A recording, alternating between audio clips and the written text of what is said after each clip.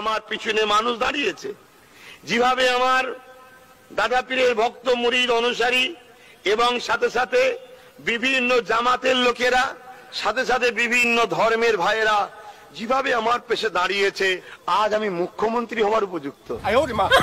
শুনছেন না শোনেন না?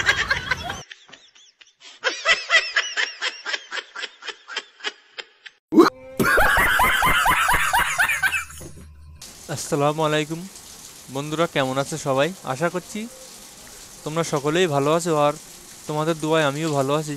তো বন্ধুরা, বেশ কয়েকদিন পর আমি একটি ভিডিও নিয়ে আসতে বাধ্য হলাম। আমরা দেখছি সোশ্যাল মিডিয়ায় একটা জিনিস ব্যাপক পরিমাণে ভাইরাল হচ্ছে, তোলপাড় চলছে। তো আজকের ভিডিওয় আমি আব্বাস সিদ্দিকীর যারা অন্ধভক্ত তাদের চোখ খোলার জন্য আমি কিছু আব্বাস সিদ্দিকের কিছু ভিডিও সংগ্রহ করেছি। তো আমি সেই ভিডিওগুলো আমি লাস্টে দেখাবো একের পর এক। ও যে কত বড় ভণ্ড সেটা আমি প্রমাণ করবো আজকে। ওই অন্ধ ভক্তদের জন্য এই ভিডিওগুলো আমি ম্যানেজ করেছি। আর ভিডিওটা কমপ্লিট দেখবে, তারপরে মতামত কমেন্টে জানাবে। তো দর্শক, চলো দেখে নেই একের পর এক।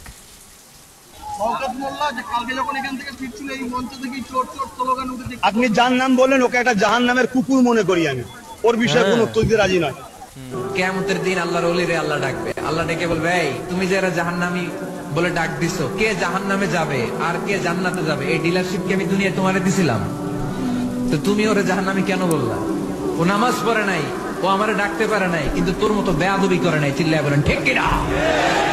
আজকে ওরে আমি জান্নাতে দেব, তোরে জাহান্নামে দেব।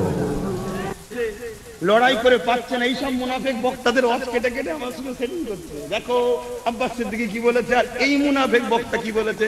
এই বক্তা বলছে কে জান্নাতি কে জাহান্নামী বলা যাবে না, আব্বাস সিদ্দিকী বলে দিয়েছে জাহান্নামের কুকুর।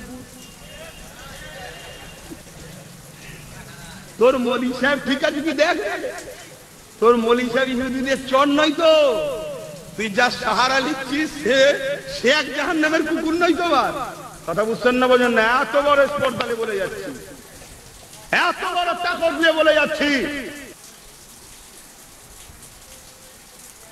তো দর্শক, তোমরা তো শুনলে প্রথম ক্লিপ, যেটা নিয়ে তোলপাড় হচ্ছে সোশ্যাল মিডিয়ায়।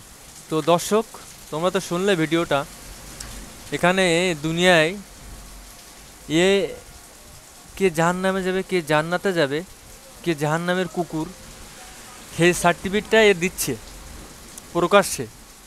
এ তো 2025 সালে। তো আমরা পিছনের ভিডিও দেখব, তারপরে মতামত করব। তো চলো আর একটা ভিডিও দেখে নেই। আজকে আওলাদে রাসূল তোমাদেরকে ডাক দিচ্ছে, আজকে কুরাইশ বংশের বাচ্চা আমি ডাক দিয়েছি। আমি আব্বাস কিন্তু মাটির তৈরি নয়, না একদম না। আমি কিসের তৈরি জানেন? আমি নূরের তৈরি। জোরে বলেন সুবহানাল্লাহ। ভুল বললাম নাকি? একদম ঠিক। ভুল বললাম? দেখবে মিথ্যা কথায় সুবহানাল্লাহ বলে ঈমান চলে যাবে। রাসূলের উপরে দরুদ পড়া ভুলে গেলে নবী বলছে জান্নাতের রাস্তা ভুলে যাবে। আর আমি আব্বাস সিদ্দিকী বলছি আমার উপরে দরুদ না পড়লে বিশ্বের মুসলমানের নামাজ হবে না।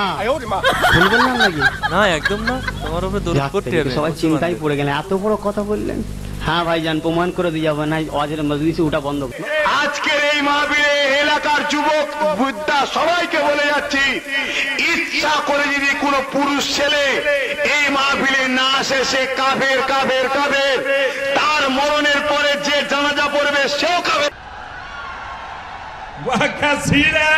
আজ একটা মূর্খ বলে বেড়াচ্ছে, মূর্খ জানোয়ার না হলে এরকম কথা বলে না। দুটো বাংলা বই পড়ে নিজেকে মনে করছে আমি বিরাট রিসার্চ করতে পেরে। ছাগল বাচ্চা, তুই কি বুঝবি? দাদা হুজুর কেউ কি স্বাধীনতা সঙ্গে আমি বলেছি, ও কুত্তার গায়ে লেগে গেছে। আমার খুব মাথা গরম ভাই, কথা বুঝছেন না? শুধু গণতান্ত্রিক দেশ বলে পিটিনি, তাই ঘরে ঢুকে যে পিটিয়ে আসতাম। কেন? তো দর্শক, তোমাদেরকে শোনালাম কিছু ভিডিও। তো শুনে কি বুঝলে কমেন্টে জানাবে। যারা যারা আব্বাসের অন্ধভক্ত তারা খবরদার আব্বাসের নামে দরুদ পড়বে। হ্যাঁ, আর আব্বাস ভাইজান কিন্তু নূরের তৈরি, ঠিক আছে? আর আব্বাস যেখানে যাবে ওয়াজ নসিহত করতে, যে যাবে না শেষে কিন্তু কাফের, তার জানাজা পড়া যাবে না, এটা মাথায় রাখবে। কিন্তু দর্শক, যারা যারা জান দিয়ে ভালোবাসো আব্বাসকে না, বড় বড় লেকচার দাও। দর্শক, আমি এর পরের ভিডিও নিয়ে আসবো অবশ্যই। তো কিছু কিছু অন্ধভক্তদের ছবি আমি দেখাবার চেষ্টা করব। তো এখন এই ভণ্ড আব্বাস বাংলাদেশের যে বক্তার সাহারা নিচ্ছে, সেই বক্তার আওয়াজ একটু শুনবো, ছোট ক্লিপ শুনবো। তো চলো দেখে নেই। আব্দুল কাদের জিলানী রাহমাতুল্লাহ বাগদাদে বসে আছেন। তিনি উঁচু করতে করতে, কুলি করতে করতে শেষ কুলিটা স্পেনের দিকে ছাড়ছে। পানি যে 2000 মাইল দূরে আন্দালুসির চেহারায় পড়বে। তার মানে কি বুঝলে? এর নাম হলো ডাক্তার এনায়েতুল্লাহ আব্বাসী। মুখের কুলি করলো, কুলি 2000 কিলোমিটার দূরে গিয়ে পড়েছে। এ কেউ বিশ্বাস করে? এই বক্তার সাহারা নিচ্ছে, এই বক্তার ফতোয়া নিচ্ছে। আর বাংলাদেশের ইনায়েতুল্লাহ আব্বাসী এ তো ঝাত্তার কাফের বলে। ইন্ডিয়ার আব্বাস সিদ্দিকী আর বাংলাদেশের ইনায়েতুল্লাহ আব্বাসী দুটো একই প্রায়। ও ঝাত্তার কাফের বলে, এও ঝাত্তার কাফের বলে। মানে এরা ফতোয়া তৈরি করে নিজেরা। এরা অ্যাকচুয়ালি ডিলিয়ারশিপ। মিজানুর রহমান আজহারী ঠিকই বলেছে, এরা ডিলিয়ার নিয়েছে। কাফের বলার আর জান্নাতে কে যাবে, জাহান্নামে কে যাবে, তাদের ডিলিয়ারশিপ এরা নিয়েছে। এখন যারা অন্ধভক্ত আছে, দর্শক দেখো তোমরা কি করবে। এই যে বক্তব্যগুলো আমি শোনালাম সবই তো আব্বাসেরই, ভণ্ড আব্বাসেরই বক্তব্য না? তো এখন কি বলবে কমেন্টে জানাও। তো দর্শক, আজকের ভিডিওটা এতটুকুই। আবার নেক্সটে ভিডিও আনবো খুব তাড়াতাড়ি।